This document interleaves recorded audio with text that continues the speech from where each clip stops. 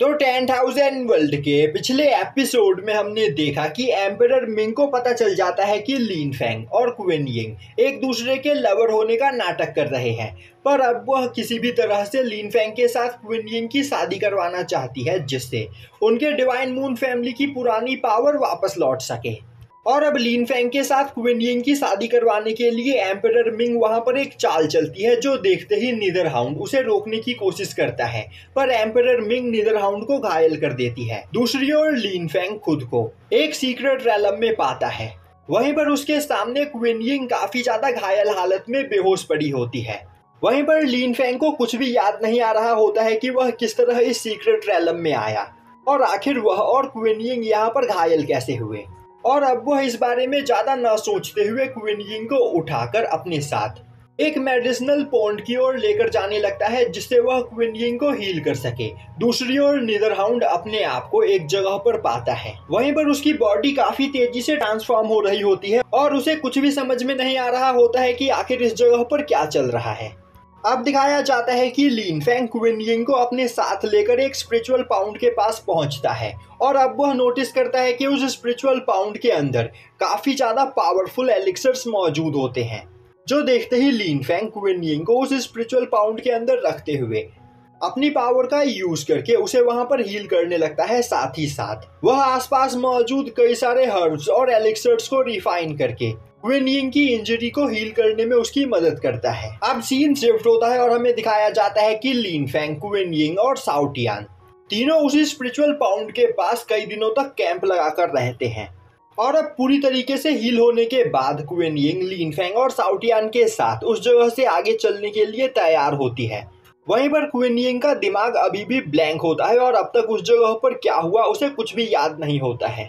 और अब वह लिन फैंग से इस बारे में पूछती है। लिन फैंग उसे बताता है कि मुझे भी इस बारे में ज्यादा कुछ नहीं पता। जब मुझे होश आया तो हम दोनों एक जगह पर घायल हालत में थे और तुम्हारी हालत बहुत ही ज्यादा खराब थी, इसीलिए मैंने यहाँ पर तुम्हारा इलाज किया। तभी साओ टियान उड़ते हुए क्विन यिंग के पास आता है और बोलता है, क्विन यिंग, तुम इतने दिनों से अनकॉन्शियस थी और इतने दिनों तक मेरे मास्टर ने यहाँ पर तुम्हारा ख्याल रखा, तो तुम्हें मेरे मास्टर का शुक्रगुजार होना चाहिए। तभी अचानक से एक मॉन्स्टर उनके सामने आ जाता है और अब वह मॉन्स्टर चिल्लाते हुए बोलता है, तुम दोनों पिछली बार मेरे हाथों से बचकर निकल गए थे, पर इस बार मैं तुम्हें जिंदा नहीं छोड़ूंगा।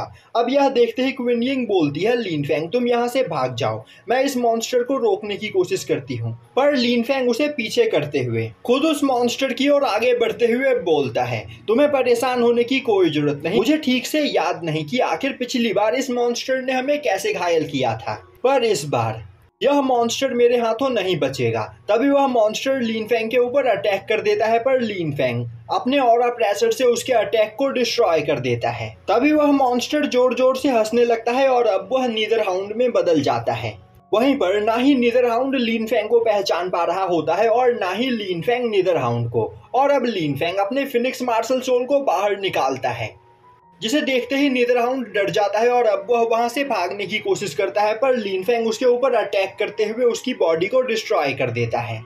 और अब लिन फैंग की पावर को देखकर क्विन यिंग वहां पर काफी ज्यादा हैरान हो जाती है। तभी साओ टियान उड़ते हुए उन दोनों के पास आता है और अब वह बोलता है, मास्टर, आपकी ब्लड लाइन सच में बहुत ही ज्यादा खतरनाक है, और तो और मिस क्विन यिंग की भी ब्लड लाइन यहाँ पर काफी ज्यादा औसम है। तो अगर आप दोनों यहाँ पर डाउ पार्टनर बन जाते हो तो आप दोनों के बच्चे और भी ज्यादा पावरफुल होंगे। और अब यह बोलने के बाद साओ टियान सोचने लगता है, आखिर मैं यह क्या बकवास कर रहा हूँ। पर तभी वह देखता है कि लिन फैंग और क्विन यिंग डाउ पार्टनर बनने के लिए तैयार होते हैं, जो देखकर उसे कुछ भी समझ में नहीं आता है। दूसरी ओर लिन फैंग और क्विन यिंग उसी जगह पर इंटीमेट होते हैं। अब कुछ दिनों के बाद हमें लिन फैंग और क्विन यिंग की शादी का दिन दिखाया जाता है और अब एम्परर मिंग उस जगह पर लिन फैंग और क्विन यिंग की शादी करवाती है। पर जैसे ही वह क्विन यिंग का हाथ लिन फैंग के हाथ में देती है, लिन फैंग का सर घूमने लगता है और उसे क्विन क्यू का चेहरा दिखाई देने लगता है और अब उसे धीरे धीरे अपनी फैमिली के बारे में याद आने लगता है। पर तभी एम्परर मिंग उसके कंधे के ऊपर हाथ रखती है और लिन फैंग दोबारा से सभी चीजों के बारे में भूल जाता है। अब देखते ही देखते 1 साल बीत जाते हैं और लिन फैंग क्विन यिंग के साथ एक जगह पर हैप्पी लाइफ जी रहा होता है। तभी एक दिन अचानक से क्विन यिंग के पास मैसेज आता है कि कुछ डीमंस ने उसके डिवाइन मून फैमिली के ऊपर अटैक कर दिया है और अब क्वीन यिंग अपनी डिवाइन मून फैमिली को बचाने के लिए लिन फेंग से मदद मांगती है। अब यह सुनते ही लिन फेंग बोलता है, तुम्हें परेशान होने की कोई जरूरत नहीं, डिवाइन मून फैमिली मेरी भी फैमिली है और मेरे यहाँ पर रहते डिवाइन मून फैमिली का कोई कुछ भी नहीं बिगाड़ सकता है। यह बोलते हुए वह काफी तेजी से क्वीन यिंग के साथ डिवाइन मून फैमिली में पहुंचता है। अब लिन फेंग को देखते ही एम्परर मिंग बोलती है, आखिर तुम दोनों यहाँ पर क्या कर रहे हो? हमारी फैमिली खतरे में है और अगर तुम इस फाइट में इन्वॉल्व हुए तो तुम भी मारे जाओगे। मैं चाहती हूँ कि तुम दोनों यहाँ से भाग जाओ।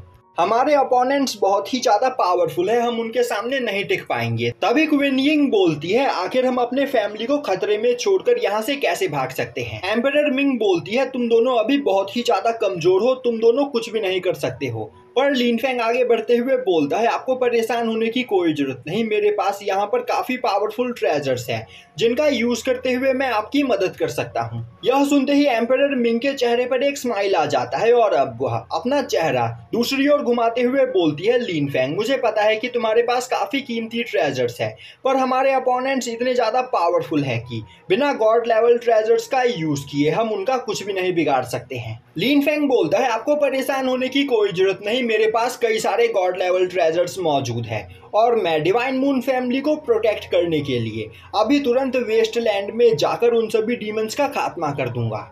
यह सुनते ही एम्परर मिंग लिन फेंग को वेस्टलैंड में जाने देने के लिए तैयार हो जाती है और उससे बोलती है कि अगर तुम पर कोई खतरा आए तो तुरंत उस जगह से बचकर भाग निकलना। अब सीन शिफ्ट होता है और हमें दिखाया जाता है कि लिन फेंग क्वीन यिंग और साउटियान के साथ वेस्टलैंड में काफी तेजी से डीमंस को ढूंढ रहा होता है।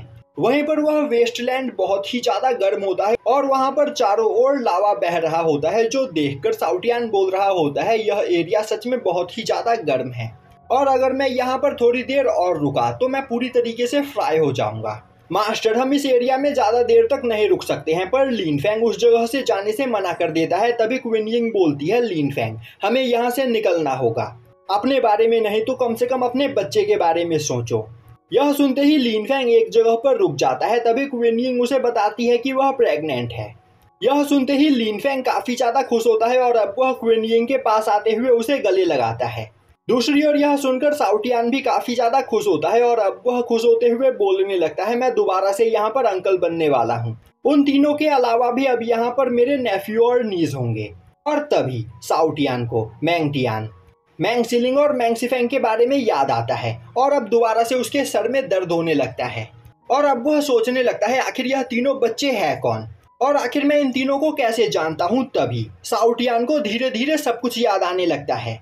उसे क्वीन क्यू के बारे में याद आता है और उसे याद आता है कि किस तरह मैंगटियान और उसकी दोनों बहनें उसके साथ खेला करती थी और उसके पंखों को खींचकर उसे परेशान किया करती थी। अब यह सब याद आते ही वह समझ जाता है कि यह सब एक चाल है और अब वह चिल्लाते हुए लिन फेंग को इस बारे में बताने की कोशिश करता है। दूसरी ओर लिन फेंग जैसे ही अपने होने वाले बच्चे के बारे में बात करता है, धीरे धीरे उसे मैंगटियान और अपनी दोनों डॉटर्स के बारे में याद आने लगता है, जिस वजह से उसके भी सर में वहां पर काफी तेजी से दर्द होने लगता है। दूसरी ओर साउटियान काफी तेजी से लिन फेंग के पास आते हुए उसे सब कुछ बताने ही वाला होता है कि तभी अचानक से उस जगह पर नीदरहाउंड आते हुए साउटियान का मुंह बंद कर देता है और अब वह साउटियान को घुमाकर लिन फेंग से दूर फेंक देता है और अब लिन फेंग के पास आते हुए बोलता है, बच्चे मैंने सुना कि यहाँ पर तुम्हारे पास काफी पावरफुल ट्रेजर्स हैं। पिछली बार सीक्रेट रैलम में तुम मेरे हाथों से बच गए थे, पर इस बार मैं तुम्हें जिंदा नहीं छोड़ूंगा और तुम्हारे पास मौजूद सभी ट्रेजर्स भी तुमसे छीन लूंगा। तभी लिन फेंग स्माइल करते हुए बोलता है, यह इल्यूजन सच में काफी ज्यादा पावरफुल है और पता नहीं कब से मैं इस इल्यूजन के अंदर फंसा हुआ हूँ, पर अब बस बहुत हुआ। यह बोलते हुए लिन फेंग अपनी पावर को रिलीज करते हुए उस इल्यूजन को डिस्ट्रॉय कर देता है। तभी एम्परर मिंग हंसते हुए बोलती है, मुझे नहीं लगा था कि मेरी बनाई गई इस कहानी से तुम इतनी जल्दी निकल पाओगे।